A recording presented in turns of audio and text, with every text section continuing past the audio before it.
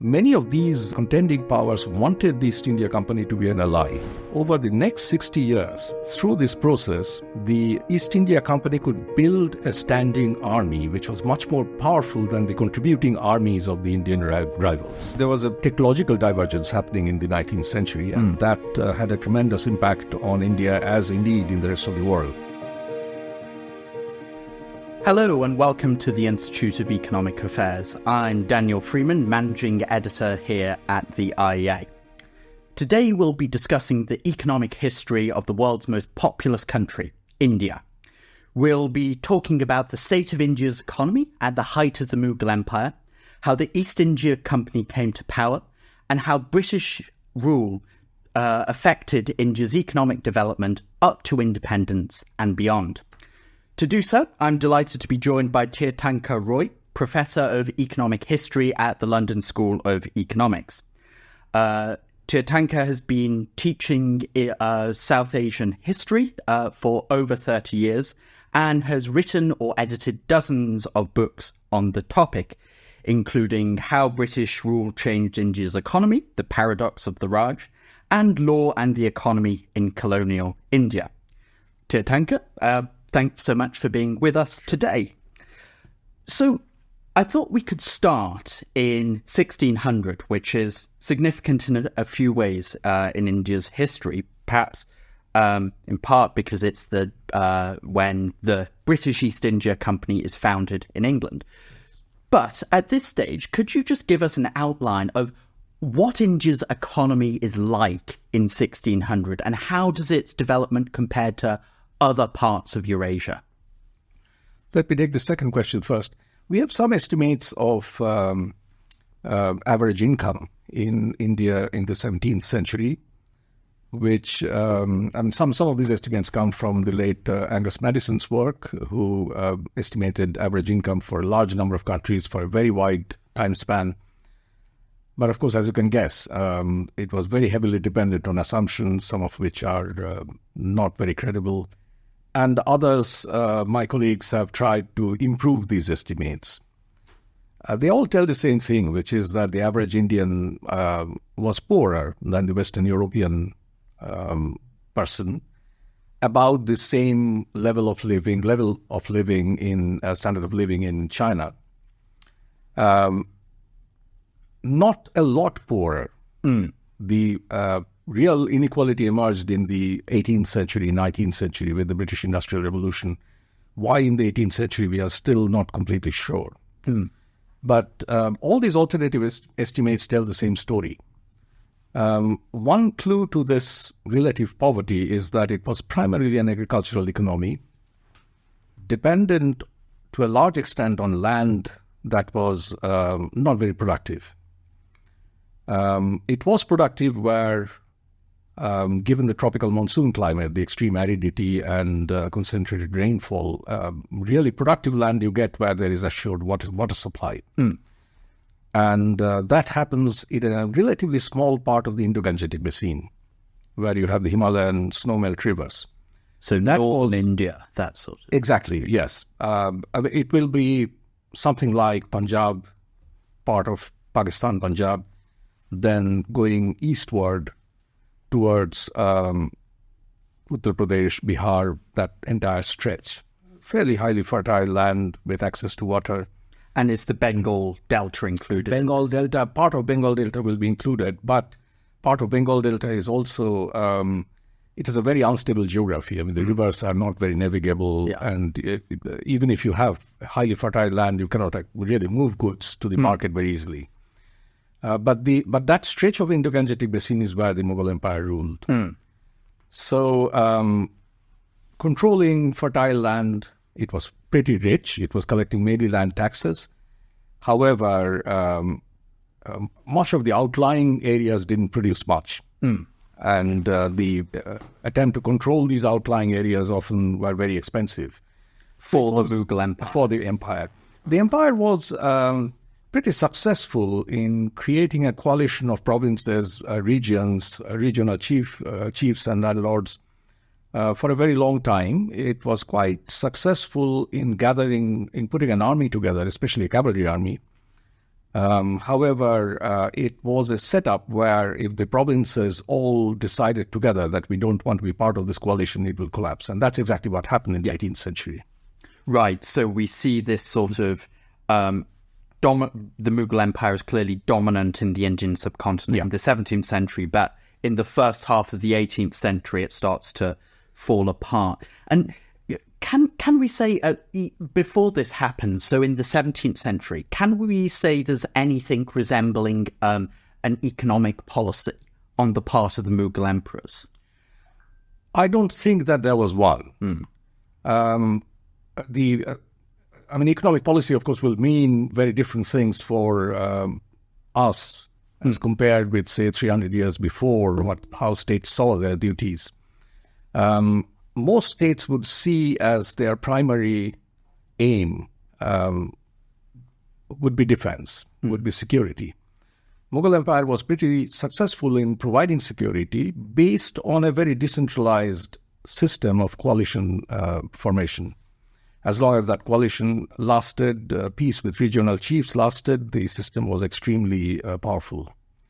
It was also quite bureaucratic in terms of collecting data on taxpayers, for example, but only for that relatively small region in the Indo-Gangetic Basin, which was its core zone. So if you go further south towards, say, Hyderabad, are they not really collecting taxes in the same way? Well, they're collecting tribute, they're collecting taxes, but they don't actually keep a lot of data there because, these are not really core zones in the sense of being extremely valuable or easy to govern. So much of the governance is given away, much of the tax power is given away. And as you've mentioned in some of your books, in theoretical terms, at least, the tax rates seem to be extraordinarily high for a pre-industrial economy. You have something like, in theory at least, peasant landholders having to give over 50% of their produce. Is there something more to this story, or? Yes, there is. These tax rates are what is theoretically decided in, let's say, rule books or code books.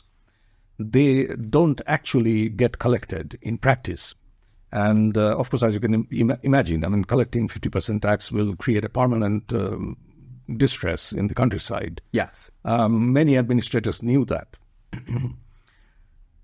So the question is, what did they collect?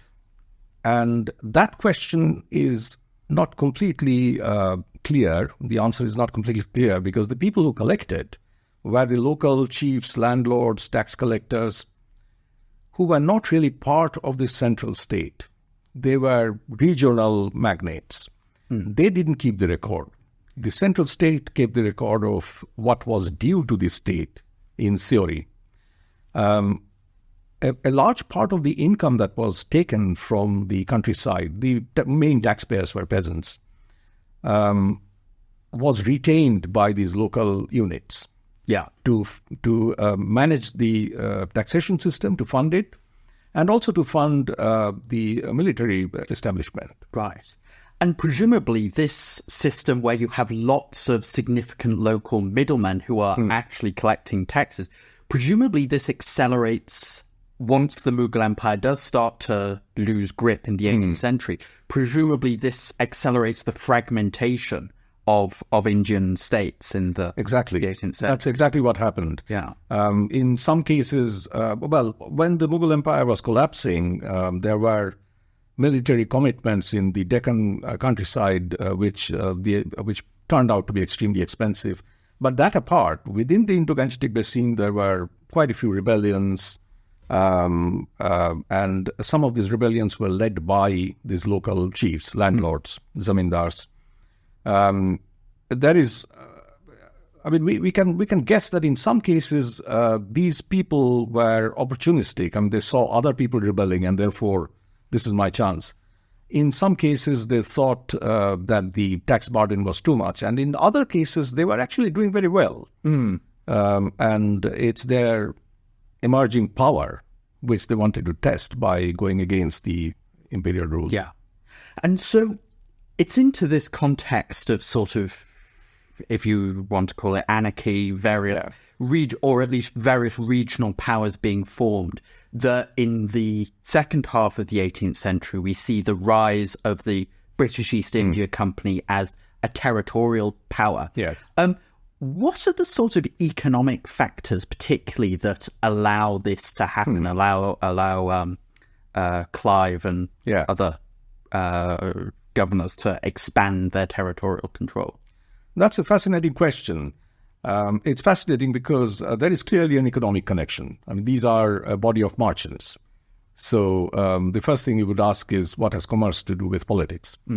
But you can ask that question, but the answers will not be very simple to construct. What we can perhaps guess are two things. One is that these were merchants, and as in they were East India Company. The East India Company, yes, and their rivals, other Europeans, were also contending for power in some places, like the Dutch in Malabar. They were also merchants. So there was clearly a commercial interest here. And these groups had created quite robust commercial systems in some parts of the Indian coastland. But their trade, which was mainly in Indian textiles or spices, maybe indigo, their trade wouldn't function without the help of an army of Indian brokers, intermediaries, agents, transporters, ship repairers, all sorts of people, artisans.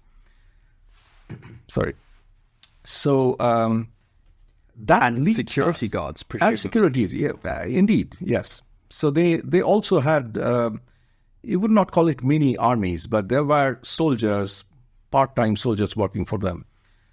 Now, that kind of collaboration leads you to think, as some historians have argued, that there was a broad compatibility of interest between Indian merchants and these foreign merchants, because they were both merchants. And some of these Indian merchants were very powerful inside the princely state courts. So that alliance probably in some way empowered the commercial actors over the old feudal type actors. So that's one theory. It's not a complete theory, because it still doesn't explain to you why a body of foreign merchants would want to take over power in the first place. Why would they want to join this game that the Mughals were playing and failed? That part probably comes from military fiscal side. Many of these, now, with the collapse of the Mughal Empire, its fragmentation, there were lots of conflicts and warfare, mainly for the contending parties to try to take control of the Indo-Gangetic Basin. Many of these contending powers wanted the East India Company to be an ally. And they did, not because the company was very powerful militarily, but as you said, I mean, it had few soldiers. It had a much more powerful presence in the sea, but most battles were not fought on the sea. They were fought inland. You needed infantry or cavalry. The company had no cavalry. The company had a few people that it could gather together. Some of them were just part-time soldiers, doorkeepers, watchmen. I mean, it was really not a functioning army. Still, it was some sort of power. And it joined these alliances, and from alliances fighting against much more trained armed forces of the on the Indian side. From that imbalance in the 1730s, 1740s, over the next 60 years, through this process, the East India Company could build a standing army which was much more powerful than the contributing armies of the Indian rivals. And it did primarily by changing its fiscal system. When it succeeded in having sort of indirect power in Bengal, it used that to cut out a lot of the intermediaries in the tax system and gathered a lot more money to itself. And used that to build a salaried, pensioned armed force. That was a very powerful innovation. So it was fiscal strength that led to the military strength. Military strength, indeed. Yeah. And so in the fiscal aspect, you highlighted, streamlining taxation. Was there also a role for Indian credit, because I'm aware some historians have commented on how the East India Company seemed to be better, partly because of its corporate structure. It was better able to extract loans from Indian banking families than sort of local warlords, because they were less reliable when it came to paying back. Indeed. No, I completely agree with the way you are constructing the story. That's exactly what happened. I mean, the bankers would trust a merchant because they can see the future income stream. With a warlord in trouble, they don't see that. But there were other areas of compatibility of interest. And like bankers, Indian bankers did a lot of, given the very large territory, Indian bankers did a lot of remittance business, moving money from over hundreds, thousands of miles, with essentially not moving cash, but moving a piece of paper, and which is cash at a distant place, at a branch of their banking firm. That actually helped the East India Company a lot, because its power initially was concentrated in 3 centers, Bombay, Calcutta, and Madras, which were very far apart. And there was, inside India, there was no easy way to cover that distance. So for a long time, both moving money and also moving intelligence, both commercial and military intelligence, was a challenge. Bankers helped that. They smoothed that process. Studies on information would tell us that bankers who had this information system, and they had a network, were actually a very handy friend. I think that's really fascinating, because one of the things, I don't know, maybe you'll disagree with me, but one of the sort of mistakes I think is quite common in the popular imagination of how the East India Company took over large sections of India in the late 18th century is to sort of project back 19th century colonialism in Africa and say it was basically the same thing, where it must have been a significant technological advantage, say. And it's just, whereas, the other Indian armies are also, have pretty similar technologies in terms they've got, European style weapons. But it's the East India Company has this big fiscal advantage and this intelligence advantage as well from their banking networks. So by the early 19th century, the East India Company is pretty much dominant over the vast majority of the Indian subcontinent. What are the sort of main economic and social effects of their rule by, say, 1800? Well, probably the most important set of interventions they did was in law. Property law, especially, not quite reforming property rights as such, as some economic historians might imagine, but more deciding who are the taxpayers and consolidating their property. That happened in Eastern Bengal, that happened in the western and southern regions, which came into their hands much later, in different ways. But that was a general direction. But in trying to do that, there was a more larger theoretical problem about how to decide property in a which is compatible with Indian tradition, how to define property rights. And the challenge was to understand Indian tradition, because this is a developed, institutionally fairly well-developed region. I mean, it had its own laws. It had its own taxpayers and property rights and entitlements. So the company at the end of the 18th century was very keen to understand what these entitlements are and try to keep them intact as far as possible and still collect more money.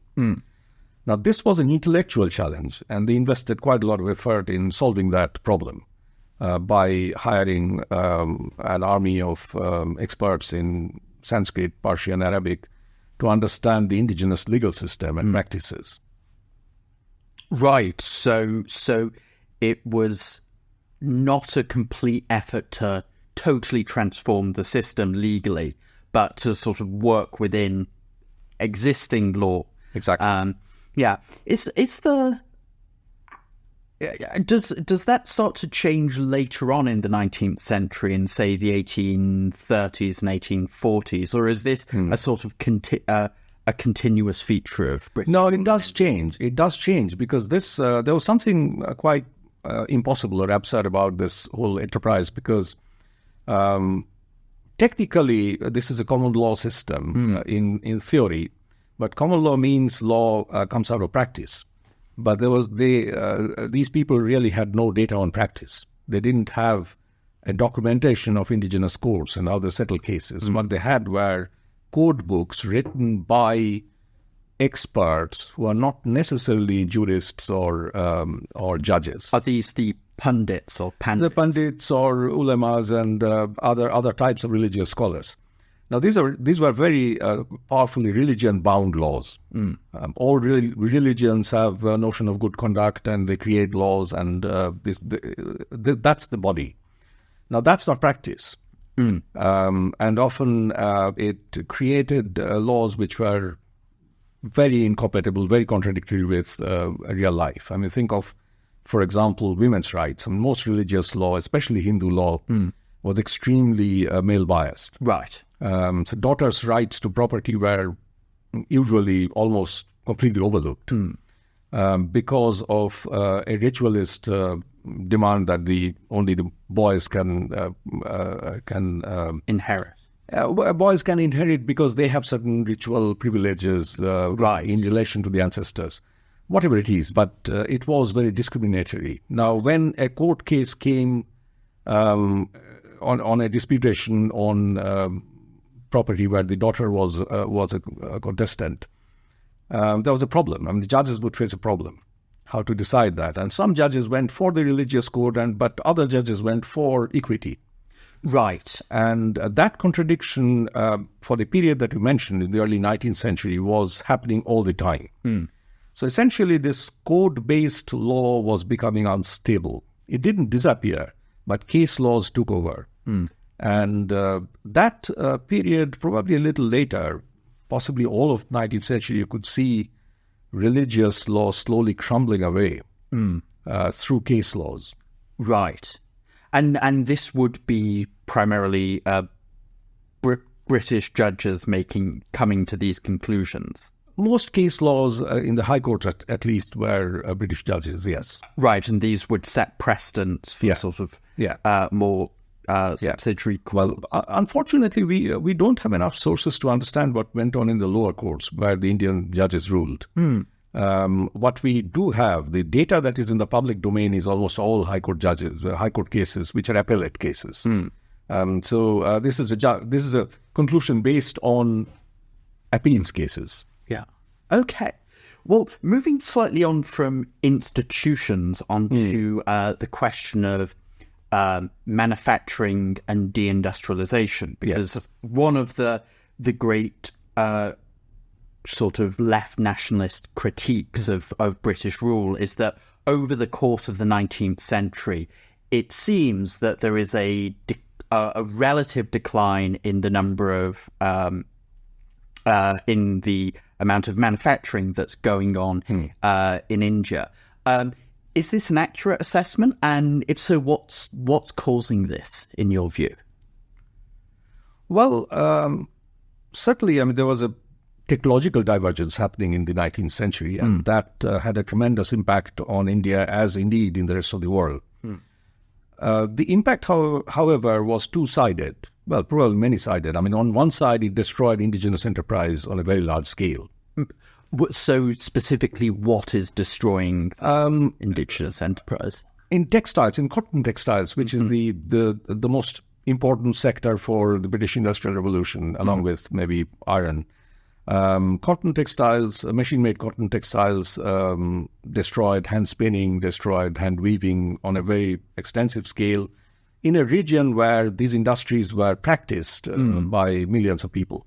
So imports from Britain in the early 19th century are out-competing sort of local, domestic manufacturing. Yes. I mean, it was maybe on average 1/4 the price, given the extremely high relatively high productivity of machine manufacture. Mm-hmm. Okay. One question might naturally arise is, well, today there is an awful lot of textile manufacturing in, say, Bangladesh or in India or Vietnam. And one of the appeals of all of these countries is relatively low wages. So the obvious question might be, well, why didn't British industrialists decide to set up factories in say, Calcutta and then develop an industry there? That's a very interesting question. I don't know the answer to that, but I can guess that as long as you can get the cotton over to England, there are many other advantages of staying in Manchester or around that area. For example, much of the textile machines were made there. Right. So if you have an imperial trading system which is getting you all the cotton that you need from Asia and Africa, why move the machines across the world? But you have exactly the parallel counterparts thinking from Bombay and Ahmedabad's merchants. That if you can get the machines over here, then why buy cotton? Let's produce it. Right. Okay. And is much raw cotton coming from India throughout the 19th century? It starts to become a very big trade from the 1860s because of the American Civil War. Before that, Indian cotton was coming in. I mean, there was always a lobby which says that in Manchester, which says that let's access Indian cotton because it's empire, rather than America, and this business of slavery is making American cotton less acceptable. Right. However, the problem was that Indian cotton was of a different quality. And sometime in the mid-19th century, the technology to mix different types of fibers improved. And that made Indian cotton much more acceptable. And then the American Civil War changed everything. It pushed the entire trading infrastructure to arrive in India and look for cotton. Yeah. As it seems to have stimulated the Egyptian cotton industry as well, and various other places. Okay, so we've talked about manufacturing. What about agriculture in over the course of the 19th century? What happens in terms of India's sort of agricultural output? Well, as I said in the beginning, this is an environment where raising output is very difficult unless you have water. It's extremely hot place, which means surface water dries up, so you cannot irrigate your land properly. You are dependent on rains, which happen maybe a month or two in duration, and after that again heat takes over and all your surface water dries up. Yeah. So the problem of irrigation is to somehow store the rainwater or access underground water, which are all very expensive options. Farmers are not rich people, so they need the help of the state. So that's been the challenge for South Asia for a very long time. And the Green Revolution solved it to some extent. But the 19th century solution was for the state to step in, create canals where there is a perennial river. And the canal will recycle water or probably store some of the excess supply during monsoons for recycling in the other seasons. Now, if you don't have a perennial river body of water, then this policy doesn't work. Right. So it worked in Punjab. For various reasons, Punjab became a target for this policy. The Himalayan rivers were one of the most important reasons. It worked in the deltaic rivers in South India, Godavari, Krishna, and Kaveri. And also a very powerful, intellectually very powerful body of military engineers campaigned for more irrigation on the ground very credibly that if we can do this, if we can invest in irrigation, farmers get better off, they become loyal to our rule, and we get better off, we get more taxes. Yeah. So everybody wins. And does that actually happen over the course of the 19th? It happens, as I said, I mean, it happens only when you have a perennial water body. Right. If you don't, like most of Deccan Plateau, which were racked by famines again and again, it doesn't happen. That formula doesn't work. Right. There was no other formula in sight which could actually solve the agricultural productivity or production problem. So where this policy worked, you had an extension of land. Sometimes you get more productivity. These are, I won't say pockets. I mean, Punjab is a huge region. Yeah. But they were still special regions. India-wide, you do not really see a lot of change in the production conditions in agriculture. What you see is trade. Right. Merchants, bankers are having a great time. Right. Is this a product of them being able to sort of set up banking houses in, say, Natal or Singapore or Aden, in other parts of the British Empire? Or is it primarily a sort of internal process within India? The trading infrastructure was more or less internal process. But you are right. I mean, if you think of the cotton merchants, for example, I mean, the cotton is a huge article of trade, not so much irrigation dependent. To some extent it is, but it's a massive article of trade. And the people who are engaged in that trade are making a huge amount of money both by selling to Bombay and Ahmedabad mill owners or selling abroad. Some of this money actually does leave India and go to other tropical colonies or other fields where there's some degree of empire is providing some degree of security. So that happens in East Africa, in South Africa, in other parts of Asia, in Hong Kong, Singapore. And other people also move their money, but there are also very large number of skilled people and unskilled people who go to these locations for seeking work. And that diaspora is very mixed. It's not necessarily the wealthy elite in India. You also have the indentured exactly. sort of... Yes, exactly. But it's very large. And you are absolutely right. It's very much empire-conditioned move. Yeah. No, and you've primarily talked about water infrastructure. Did railways have a particularly significant impact on the agricultural world? Absolutely. I mean, other than the effect on trade, which was enormous, there was also a big effect on famine. Famines happened in the Deccan Plateau because if the rains failed, and given the arid environment, the heat destroys everything. Livestock, people's lives, crops, the productive power of land. But famines had been happening for a very long time in the dry lands in India. What happened in the late 19th century was a serious attempt to understand why they happened and what you could do to prevent them happening.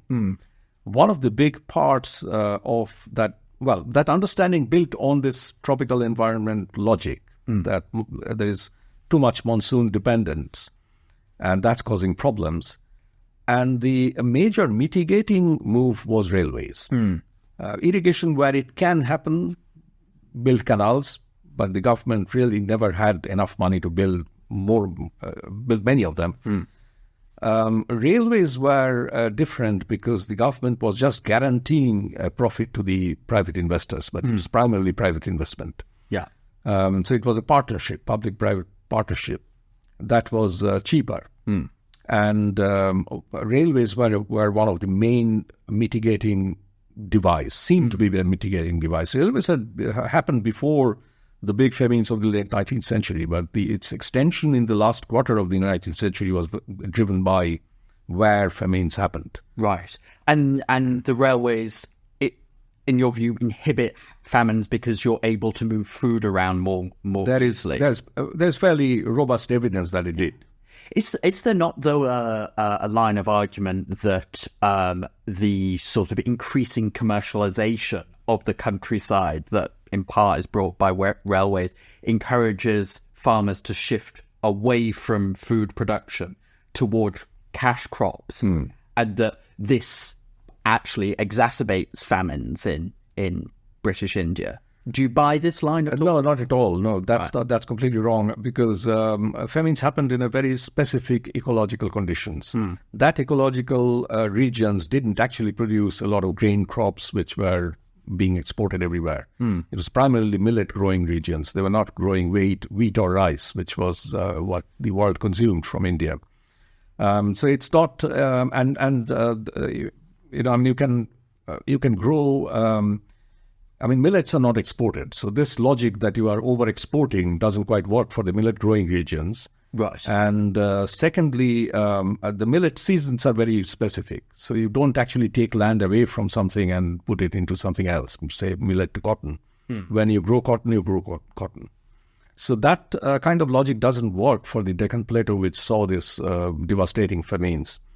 Deccan Plateau, in fact, benefited from the railways because with the growth of grain production elsewhere, railways made this connection between deficit and surplus regions a very important intervention. Yeah. I'm sure lots of the people listening to this or viewing this will say, well, if increased sort of the expansion of railways, the expansion of irrigation sort of was driving down the likelihood of famine, what about the Bengal famine? That happens in, the 1940s. Is this just a weird aberration, or is there something is there a consistent problem here?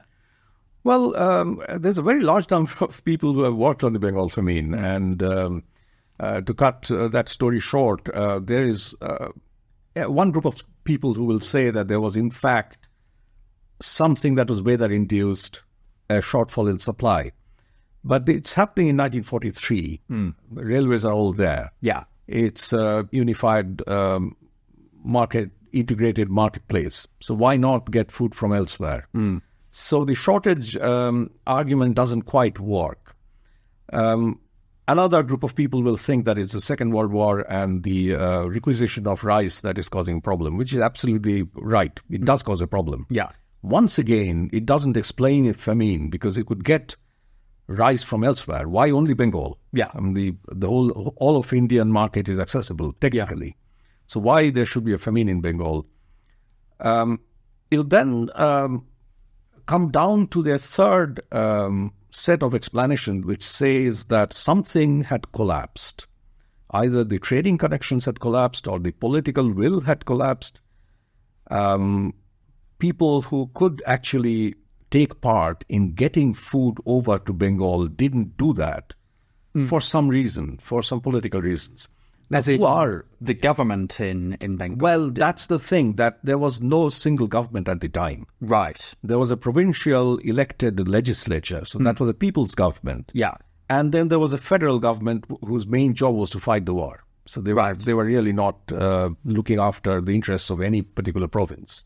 Yeah. So each individual province had been granted a degree of home rule, but India as a whole. That's right. And the one result of the decentralization was that Punjab or Bihar could actually stop grain movements to Bengal. In order to keep prices low. Because they're worried. Right. Punjab had a surplus. Bihar definitely put an embargo on movement of grain to Bengal. You could overcome that. I mean, it required some degree of political coordination. In 1943, that doesn't happen, and we don't know exactly whose fault it was that it doesn't happen. Yeah. No, that's really interesting. And if you hadn't had these sort of provincial governments who were able to stop the sort of market functioning as you'd hope it to, you may not have had the same level of, you may not have had a famine at all, or it could have been reduced. Is that your sort of argument? It's difficult to test that counterfactual, but yes, I mean, given the fact that no other province actually faced an outright famine, and some faced shortages. South India, there was quite a significant shortage. The best counterfactual is that you shouldn't have a famine if there was political coordination. If there was a setup to make a coordinated policy about food supply to any region which is facing a shortage, war or no war. Yeah. So internally, that particular that kind of governance system collapsed. It never came together until the military stepped in with in late 1943. Yeah. With food supplies. But exactly what was going wrong? I mean, probably lots of things were going wrong. But this was not a political setup good for meeting a serious welfare challenge. Yeah.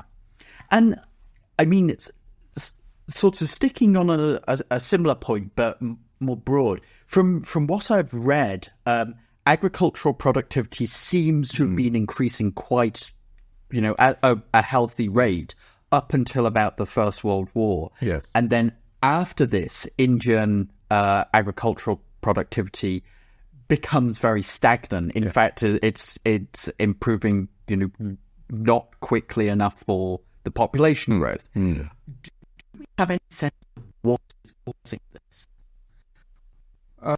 Late 19th century, more than productivity, the area under cultivation expands. Right. It's partly because of the canal projects, which are making more wasteland cultivable.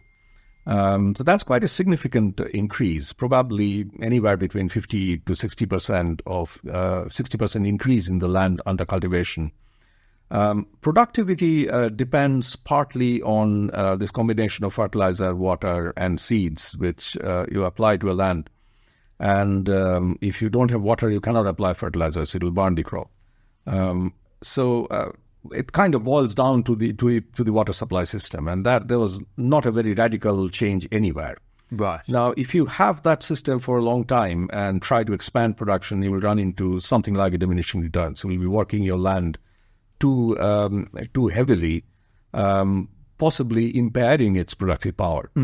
Something like that is believed to have happened in the Bengal Delta in the interwar period. But it's a very general theory. I mean, we don't have the means to test it exactly. Yeah, I suppose that's always the issue with history, is you can't run sort of successive experiments. Indeed. You only have one set of data. As a sort of final question, I wonder if you could say, in terms of British policy in India, could you say what you think a single policy that has had the most persistent negative consequences for India's economic development, and then one that you think has had the most persistent positive legacy? The single most negative thing, I think, is its unwillingness of the British administration, Indian administration, to spend money on public goods. Right. It was very good at managing the defense setup, an enormous land army, which India and Pakistan inherited. But it ran out of money after that. So it was extremely miserly about everything else. So it was a kind of minimalist government.